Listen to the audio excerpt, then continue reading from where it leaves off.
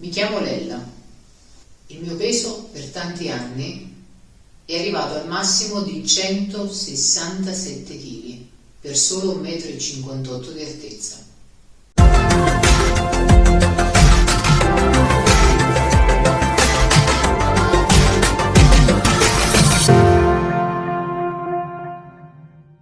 Per spiegare l'evolversi dell'obesità infantile e del perché accade, come vi ho detto nel video precedente, dovremo chiedere il parere alle neuroscienze, ma le neuroscienze sono molto complesse. Come spiegarvi qualcosa di così complesso usando dei termini semplici? Con semplicità. I neuroni sono sempre in coppia, 1 e 2, ok? C'è il neurone che trasmette un messaggio e c'è il neurone che lo riceve. Insieme fanno coppia grazie alle sinapsi, che sono quel collegamento che li unisce. Nel momento in cui si crea quel collegamento sinaptico, noi abbiamo dato risposta a qualcosa. Questa risposta reca piacere, non risolve il problema. Provo del disagio perché sto giocando con dei miei amichetti che mi hanno detto qualcosa, non riesco a esternarlo a parole, mangio una merendina in più. Provo piacere da quegli zuccheri, ve lo sto spiegando in maniera così banale. È un comportamento che mi soddisfa, non ha risolto nulla, ma lo ripeterò. Ogni volta che lo ripeterò, questi collegamenti neurosinaptici si rafforzeranno a dismisura. Voi immaginate questo comportamento che si ripete all'infinito. Ricevo un brutto voto dalla maestra, mi vergogno di dirlo a casa, vi sto facendo degli esempi completamente a caso, mi mangio un panino con la Nutella in più. Provo piacere, non ho risolto niente, ma è facile mangiare un panino piuttosto che parlarne con i miei.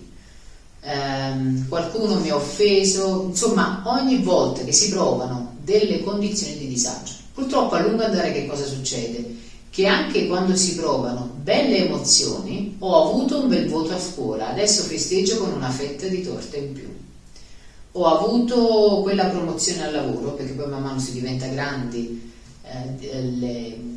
quello che riceviamo dall'ambiente cambia, ma la nostra risposta è la stessa. Stasera si va a mangiare una pizza, è meglio mangiarne 2, così festeggiamo e così via. Questo è ciò che accade nella mente umana quando si trasmette un messaggio, a seguito di uno stimolo che ci viene posto dall'ambiente. Nel caso dell'obesità infantile, dando ricorso alla mia memoria, io ricordo tantissimi eventi che sono rimasti indelebili dentro di me, che mi hanno portato a rispondere ad alcune emozioni senza mai dire quello che pensavo, ma mangiando. In un libro molto vecchio che mi ha colpito molto sull'argomento, della psicologa Gianna Schelotto, questa cosa viene paragonata a come quando piove continuamente. Se io vi chiedessi che tempo ha fatto ieri, mettiamo che ieri era una giornata piovosa, voi mi rispondereste ha piovuto. Ma se io cambiassi la domanda e voi mi deste sempre la stessa risposta, vi sembra logico? Quindi, come ha cercato di spiegare meglio di me questa psicologa, non credo che questo libro sia più in commercio, si chiama Una fame da morire, diamo sempre la stessa risposta a domande diverse della vita. Lo facciamo stupidamente, ma in realtà, come ci spiegano le neuroscienze, la risposta chimica è molto complessa. Ecco perché quando poi cambi vita, dal momento in cui hai nutrito per anni questi collegamenti neurosinaptici, ti diventa quasi impossibile cambiare completamente i tuoi neuroni. Non è una battuta, è una cosa reale. Questo che cosa significa? Che chi è stato affetto da un'obesità infantile è destinato a essere obeso per tutta la sua vita? A gran voce rispondiamo no, però sarà molto più difficile. Io vi posso confermare, e tuttora sono sulla strada del cambiamento, che è difficile.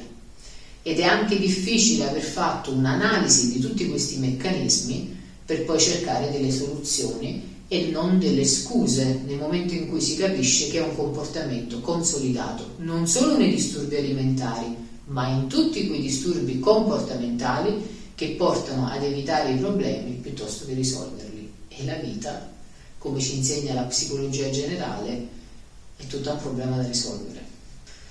Come si combatte l'obesità infantile? Ovviamente si parla molto di prevenzione, Ma nel momento in cui questa prevenzione non siamo riusciti a farla e notiamo i primi segnali, possiamo iniziare subito a porre rimedio. È importante che il bambino esprima le proprie emozioni piuttosto che mangiare una caramella, un cioccolatino, un biscotto o le prime abbuffate o le prime mangiatine che si fanno di nascosto, perché questo potrebbe minare la sua vita da persona normopeso. Raccontatemi le vostre esperienze nei commenti. Sarei curiosa di capire quanti di voi sono stati afflitti da un'obesità infantile e quanti sono riusciti ad uscirne. Ricordo che negli anni 80 il rimedio per le obesità infantili erano le diete da 600 calorie. Molti di noi sono rimasti segnati, anche a me hanno dato quel tipo di diete. Però, come vedete, a lungo andare non hanno portato dei risultati importanti. Nel prossimo video inizieremo a parlare delle basi della nutrizione e perché a un certo punto queste basi, pur conoscendole, perché sono convinta che ognuno di voi potrebbe fare il nutrizionista o il dietologo, vengono completamente seppellite da quella che poi è la nostra routine quotidiana. Confrontiamoci su questo canale, mi raccomando, svelatevi e raccontatevi un po' come sto facendo io. Al prossimo video.